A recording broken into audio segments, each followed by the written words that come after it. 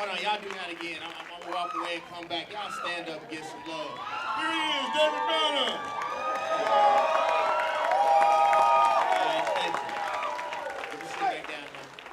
So there's a couple things really quick. The reason why I asked y'all to stand up is because we have to do better about the so-called positive people in our community. And if y'all don't mind, for some of y'all, most of y'all, I know some of y'all gonna do it anyway, put your phones down for a minute. And I'm gonna tell you why you put your phones down. Dude, we're trying to make a movement here. Black people are the only people that snitch on themselves online. The government ain't telling nobody what they doing when they plotting and planning to do better for their people. When they was creating a new world order, you didn't know it was coming until you was already in slavery. So I mean, saying that, man, a lot of times we want everybody to have these experiences and you miss the experience because of phone in your face. I might want to touch on you, feel you or something. You got a damn phone in the way, move it. And that's what they get for not being here. You be here, you be present.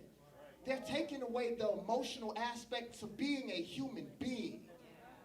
So just take this moment and then we're gonna go out and do some stuff. Deal?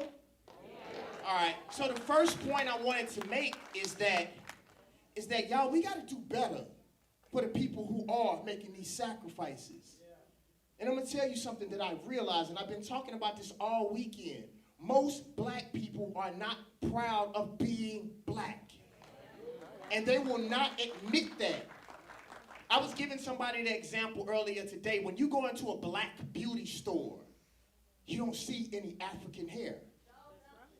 So that means that you think, or they think you think, that beauty is like somebody else.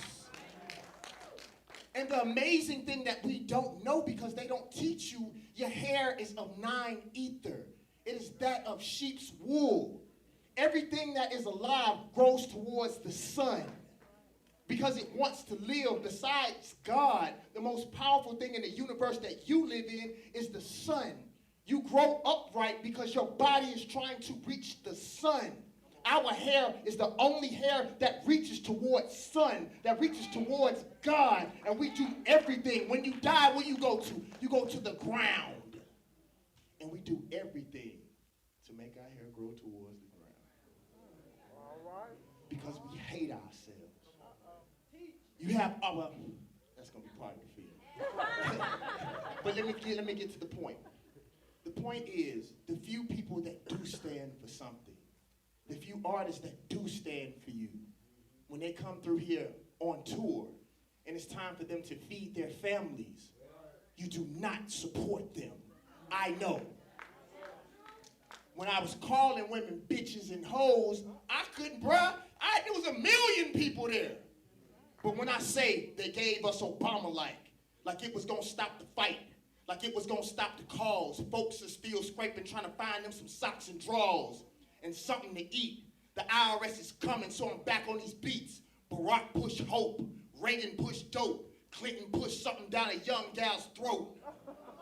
And since we talking about throats, white folks, what you know about ropes? White folks, what you know about trees and men swinging from them that look like me? You don't see as many people there. But it's okay, and I'm going to tell you why it's okay. It's because of that love.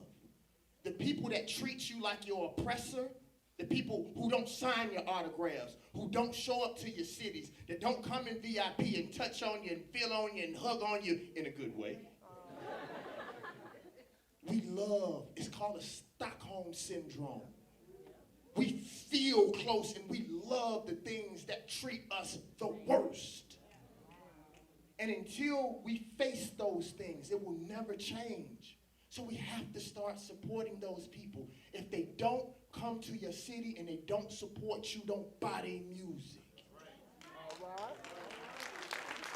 Ladies, the same way. Make a man earn it. Make him earn it.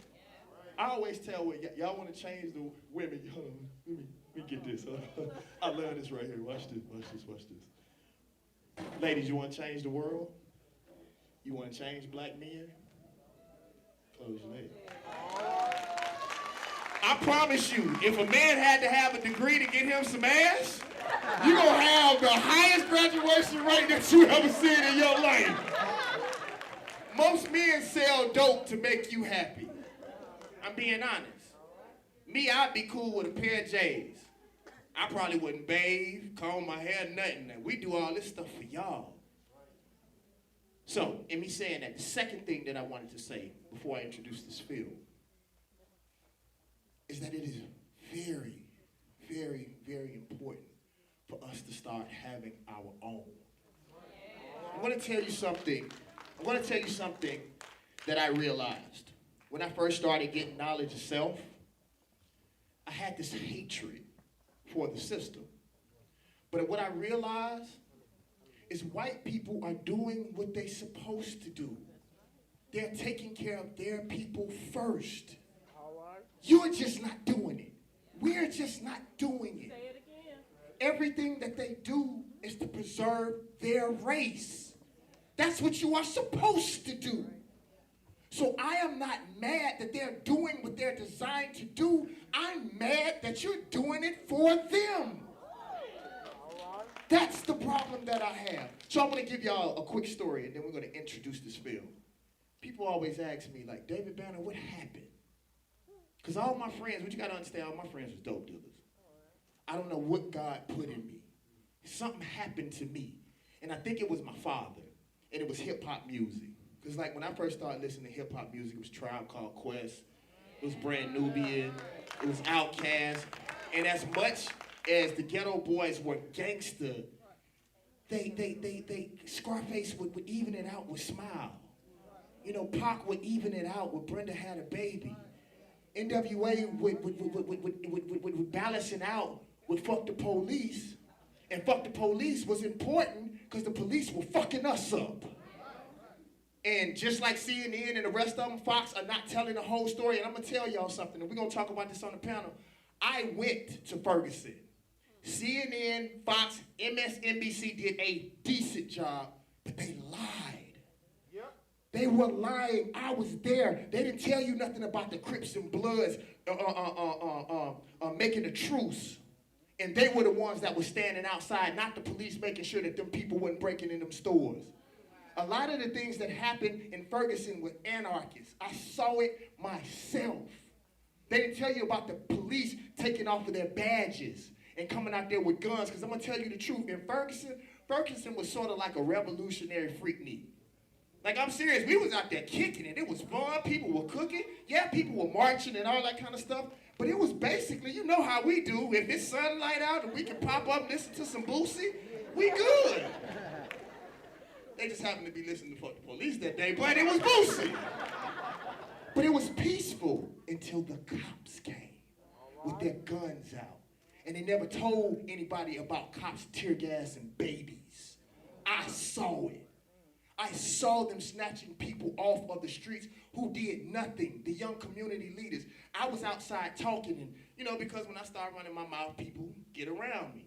Police came, and they started like literally arresting without telling them why or anything, just arresting kids. And I asked them, I was like, dude, why are y'all doing this? They're inciting a riot. I said, but I'm talking.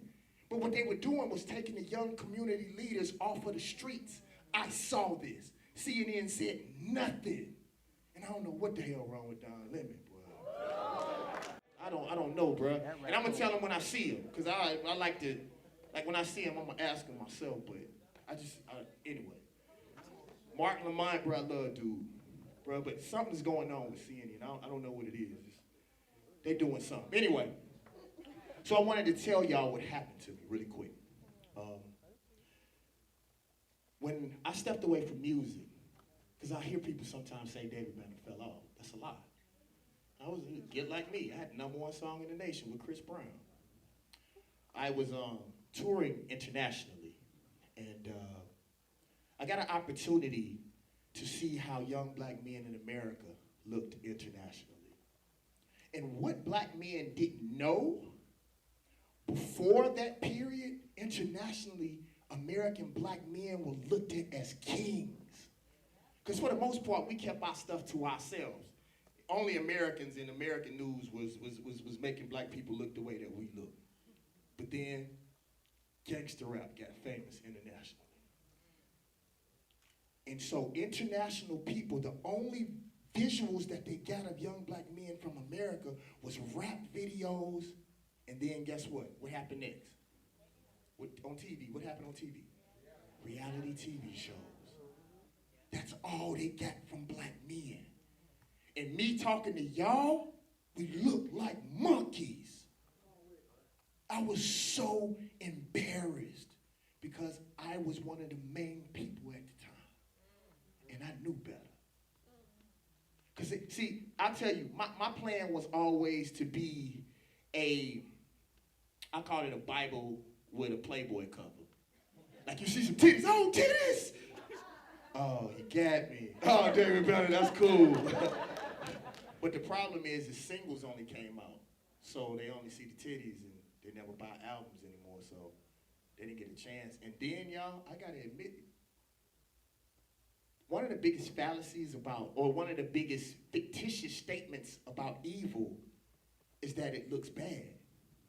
Evil is whatever you love the most. Love is, it's whatever you want the most. If it's church, whatever it may end up being, whatever you desire the most, that is what evil will use. So I can't lie to you. I had a plan when I went into music, because I done all the stuff on the streets. All the stuff you hear about me is true, but they didn't talk about the SGA president. They didn't talk about me being a semester and a thesis away from my master's degree. They didn't tell you about me being debating against Congress and winning for our First Amendment rights. They never talked about that. But y'all, I can't lie. The women in your ear every day, oh, David Banner, you so sexy, and the cars and the money. I sort of got off point a little bit. But when I went over there, dude, and saw what we were doing to the image of black people around the world, it sent me through a depression. Like literally, I said, I can't do that no more. And all my friends like, dude, you crazy. You a millionaire. You got Bentleys and cars. And I'm gonna tell y'all something about money. It don't make the pain go away. Well, I'd rather be depressed with some money, though. I can't lie to you. But it don't help you sleep at night. And y'all, to be honest, I couldn't sleep. There was 1 month that I literally slept, I think, 23 hours in a whole month. I would sleep 2 hours a day. Because I believe God gave me rap because I was too ignorant to do anything else. And gangster rap, or what they call gangster rap, is what I was supposed to do. But I wasn't supposed to stay in it so long. You feel me? Because, like, that's my utility belt. And I'm going to tell anybody, ladies, if you've been raped, if you've done anything, men, if you gangbang or sell dope, whatever you've done, let me tell you what it is. If you live from it, it is your utility belt. If I wouldn't have went through the hood and fought like I used to and popped these guns and shoot and do all the stuff that I did, kids wouldn't give a damn about what I have to say. I wouldn't be up here right now if it wasn't for play and get like me and like a pimp. And I ain't gonna lie to you, people can say what they do. I won't do it no more, but I enjoy it my time. Man, those strip clubs, all right. See, most of these knowledgeable people who get up here and get them some books is a lie to you and tell you they don't like strokers in Atlanta. That's a lie. I just don't go no more. I love strokers. I tell people all the time, I ain't no pork in 20 years, but if I had my choice, I'd bathe in it. I love the way it tastes. It just ain't no good for you. You know, so I just wanted to let y'all know, man, that that's what happened to me. And when I start doing what I was supposed to do for my people, because one thing I do disagree with you, sweetie, is that one of the reasons why knowledgeable music isn't popular, and ladies, I know y'all got some of your children, and men, I know you got some of your children, but I need to talk the way that I want to talk, and you probably curse worse than I do.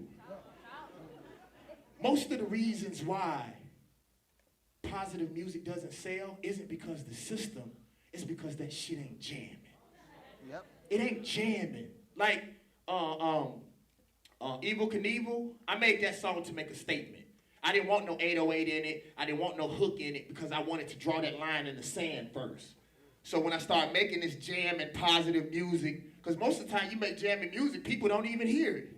I got a song that's about to come out, y'all, and the song is beating. It's beating like a Wayne's and Millie. The song go, hey, my nigga. That's all everybody gonna be singing. Hey, my nigga. But in the background, I whisper, why you call yourself that? Hey, my nigga, you supposed to be a God. And they're not going to hear that part. And for all my Christian people, because I know that we in the Bible Belt, when I say you a God, people say that Jesus is their father, and Jesus say you are made from the same stuff that he made from. Well, if Jesus is your father, my father's name is Zeno Crump. That means I'm a crump. If Jesus is that of God and you are his son, then you are God. And if we are made in God's image, black people were the first people on the earth. You are God. And for my scientific people who don't believe in God, God is all matter. That's what God is. Everything that exists, good and evil. What are you made of? So that means you are not a God, you are God.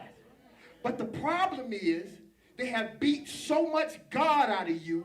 And I tell people this all the time. If you told your children they were gods, maybe they would act like gods.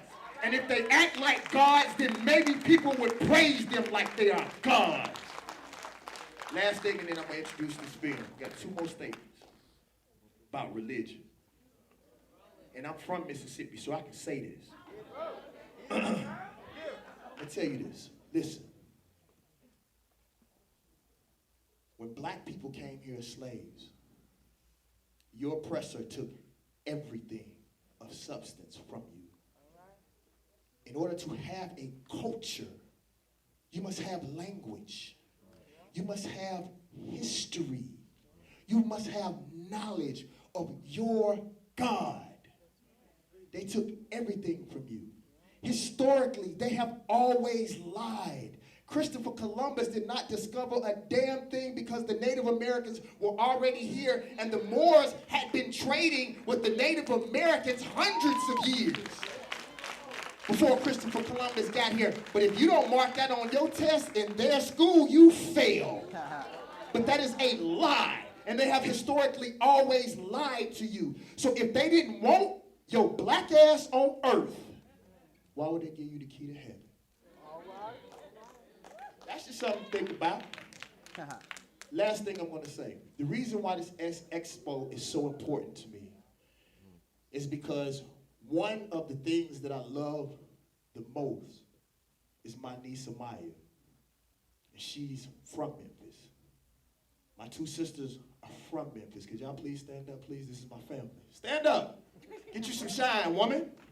Or women. These are my sisters and my niece.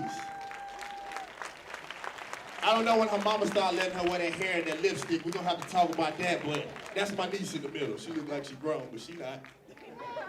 I'm one of them old school men. We're going to talk about that. I love you, though. And Memphis is going to make 9 times out of 10 the man that my niece marries. So it is my responsibility to come back to the community that my sisters live in and my niece lives in. This is more than just money for me. My niece is living here. This is the future of my family living here. So this means more than me to just come in to talk, getting my check, and leaving. That's nice. But this is for my niece. I love her more than she loves herself. And sometimes I don't talk to her as much because she needs to know I am not playing. Her grandfather told me something, and we're going to get to Hidden Colors 3, and I'm in Hidden Colors 3, so I'm introducing now Hidden Colors 3 when I sit down. Bow, I did that. But her grandfather said something before he died, and I'll never forget. My father didn't speak to me but about 6 hours outside of reprimanding me when I grew up. I literally thought my dad was a demon. He never smiled at me. I remember I came home for the first time with all A's. And I walked in, I gave my dad my report card. And I stood there. He was like, what? He was like, sorry, Joe Brown, I love you, brother, so I'm using you as a example, Mr. Joe Brown, but this is really my report card right now. My dad said, this? He's like, that's what the hell you're supposed to do. He said, sparks don't go off in the air when food on the table or the lights on. You don't give me no, like, Dad, lights on, high five. He said, you a man, that's what you're supposed to do. So I asked my dad, when I got my deal. I got what people thought was a $10 million deal. They didn't give me no $10 million. That's a lie. They just told y'all that so y'all can want to rob me. I'm from Mississippi. We hold guns. I always know if you see David Banner, I got a gun. It is legal. You need to start bearing arms. Because maybe if they knew you had guns that were legal, they wouldn't kill our damn kids. Because you'll kill somebody if they don't bring your dope back or you stand on your Jordans. And we so gangster in our music, but when people kill our children outside of black people, you do nothing. And they know you are not going to do nothing. So that's not the point. So I asked my dad, I said, Dad, why are we friends now? He said, because I got the money and the car. He said, son, I didn't need no friends. I don't want to be your friend. He said, my job on this earth was to make a man that could navigate himself through this evil world and could take care of your brother, your niece, and your sisters if I ever die. He said, once I saw you can do that, Pastor Jack Daniels, let's kick it. And that's how I feel about my niece. She doesn't have to like me. Just respect me. White folks don't have to like me. But you gonna respect me. And I may not live long, but I'm shooting back. Judge Brown don't want to hear that though. I'll be like, Miss Judge Brown, help me, I shot back. Judge Brown, you remember me? In Memphis in this giant dog. Man. Hey, one more last thing and then we go watch Hidden Colors. Let me tell y'all something funny. So, this is a Memphis joke. So y'all ever see that? This has nothing to do with Black Power either. I just gotta tell y'all, this shit funny. All right, I'm sorry, kids. This stuff is funny. Yo, y'all ever seen with Cheaters before? Okay, so it was this dude from Memphis that was on Cheaters, right? And he caught his girlfriend cheating on him. And this is what he said, y'all. He said, man. But all three of those names had a different meaning. He was like, man, I got my girl cheating, man. This hurts so bad. Oh, man. But all he said was, man. He didn't even say Chuck. You know, we love Chuck. He said, man. Hidden Colors, y'all. I'm David Banner. God bless.